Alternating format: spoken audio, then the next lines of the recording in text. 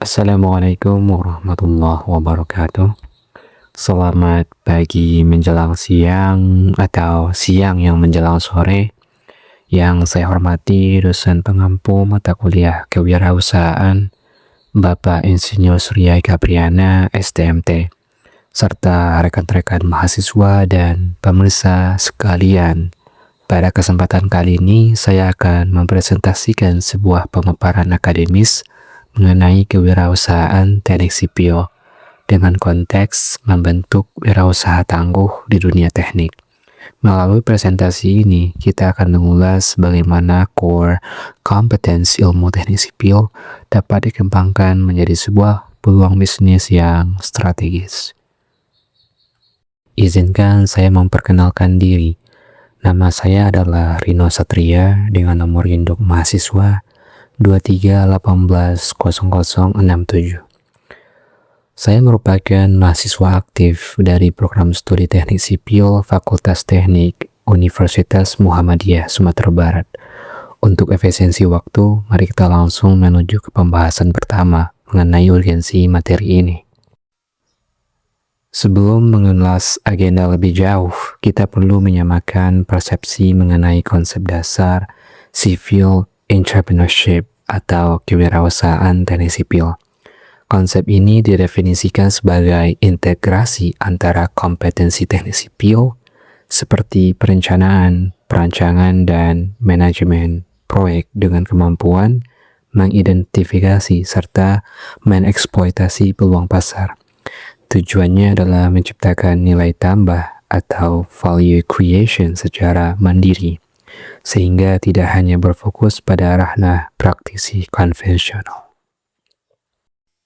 Dan pemaparan hari ini akan dibagi secara terstruktur ke dalam 6 agenda pembahasan utama, meliputi yang pertama, The Engineer's Urgency, yang kedua, Mindset and Core Traits, ketiga, Market Opportunities, keempat, Strategy Business Plan, kelima, Take on Market Analysis, dan yang keenam, Career and Risk Mitigation. Mari kita bedah agenda pertama pada slide berikutnya. Agenda pertama adalah The Engineer's Urgency. Pada bagian realita industri, data menunjukkan bahwa pertumbuhan lulusan teknik sipil setiap tahunnya terus meningkat secara masif, sedangkan penyerapan tenaga kerja pada sektor korporasi besar atau BUMN karya memiliki keterbatasan kuota. Jika para lulusan hanya memiliki orientasi tunggal sebagai pekerja kontraktual, maka tingkat kompetensi dan daya tawar di pasar kerja akan semakin jenuh.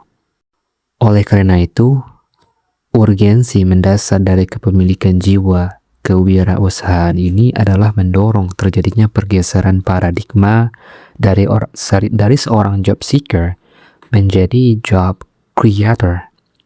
Berbekal pemahaman struktural, kemampuan penyusunan RAB, serta manajemen proyek, seorang insinyur sipil memiliki fondasi yang kuat untuk mendirikan unit usaha mandiri skala retail yang pada akhirnya berkontribusi aktif dalam mereduksi angka pengangguran intelektual.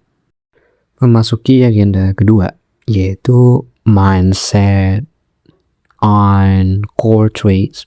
Karakteristik utama yang harus dimiliki adalah kemampuan mensinergikan engineering logic yang berorientasi pada akurasi dan kepatuhan regulasi teknis.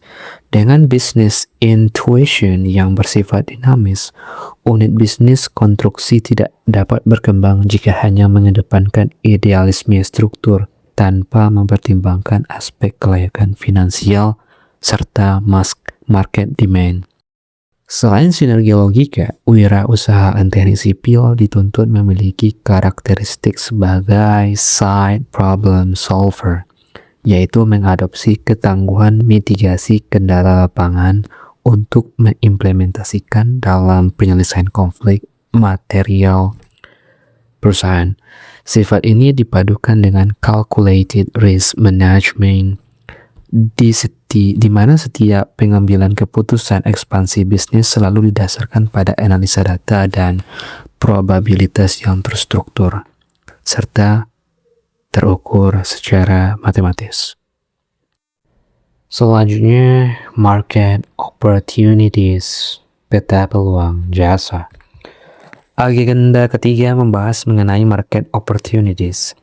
Meta peluang bisnis di sektor ini diklasifikasikan menjadi 3 sektor utama. Pertama, kontraktor retail yang berfokus pada pengerjaan skala mikro menengah seperti renovasi hunian dan ruko.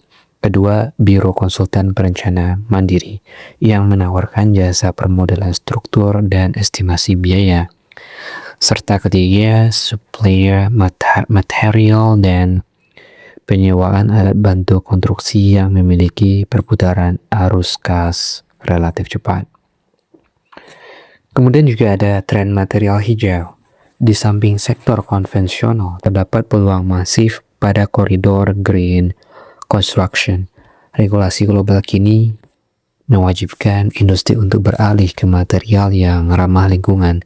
Hal ini membuka peluang inovasi produk bagi wirausahaan sipil seperti pengembangan paving block berbahan dasar polimer, daur ulang, atau agregat beton alternatif. Inovasi hijau ini menjadi value proposition yang kuat untuk memenangkan segmentasi pasar modern. Strategic Business Plan. Selanjutnya kita membahas agenda keempat, yaitu Strategic Business Plan. Langkah awal dalam menyusun rencana bisnis yang matang adalah menetapkan value proposition. Kita harus mampu mengidentifikasi pain points atau permasalahan utama calon klien seperti ketakutan akan pembengkakan biaya proyek atau ketidaksesuaian spesifikasi material, dan menjadikannya landasan keunggulan layanan protektif yang kita tawarkan. Aspek krusial berikutnya dalam rencana bisnis adalah struktur finansial dan perizinan. Penyusunan RAB, usaha yang mencakup biaya investasi alat kerja, biaya operasional, serta proyek break-even point atau BEP, wajib dihitung secara presisi. Kedisiplinan pengelolaan cash flow break juga diperlukan agar likuiditas perusahaan tetap terjaga. Terakhir, legalitas hukum berupa pendirian CV atau PT perorangan mutlak diperlukan sebagai syarat formal mengikuti tender. Kemudian agenda kelima adalah tech and market analysis. Di era konstruksi modern, penguasaan teknologi mutakhir bertindak sebagai competitive advantage. Penguasaan software essential seperti AutoCAD, Revit, SAP 2000 hingga ArcGIS tidak boleh sekedar menjadi instrumen pemenuhan tugas akademik. Melalui implementasi metode BIM, Building Information Modeling, kita dapat menawarkan efisiensi visualisasi dan deteksi konflik struktur prakonstruksi kepada klien. Dan juga pemanfaatan teknologi teknik tersebut wajib diselaraskan dengan digital marketing strategi, pembuatan portofolio visual interaktif melalui platform digital dinilai efektif menarik atensi klien. Sementara platform profesional seperti LinkedIn digunakan untuk penetrasi pasar B2B. Secara simultan, competitor mapping harus dilakukan untuk menganalisis kelemahan pelayanan kompetitor lokal demi mengambil alih pangsa pasar. Oke, sebagai penutup, agenda ke-6 mengulas career and risk mitigation. Portofolio material yang didapat selama berwirausaha secara signifikan akan berimplikasi pada akselerasi karir profesional dan kapabilitas leadership kita di industri. Mengenai fluktuasi harga material atau kendala cuaca, hal tersebut dapat dimitigasi melalui konsul kontrak hukum yang ketat, dikombinasikan dengan penguatan profesional networking bersama Ikatan Alumni Teknik Sipil UMSB. Demikianlah pemaparan presentasi dari saya. Terima kasih yang sebesar-besarnya saya ucapkan kepada Bapak Surya Eka Priyana atas bimbingannya. Serta para pemirsa sekalian, mohon kesediaannya untuk memberikan dukungan pada channel ini melalui fitur like, komen, dan share. Saya Rino Satria mohon undur diri. Wabillahi taufik wal hidayah. Wassalamualaikum warahmatullahi wabarakatuh.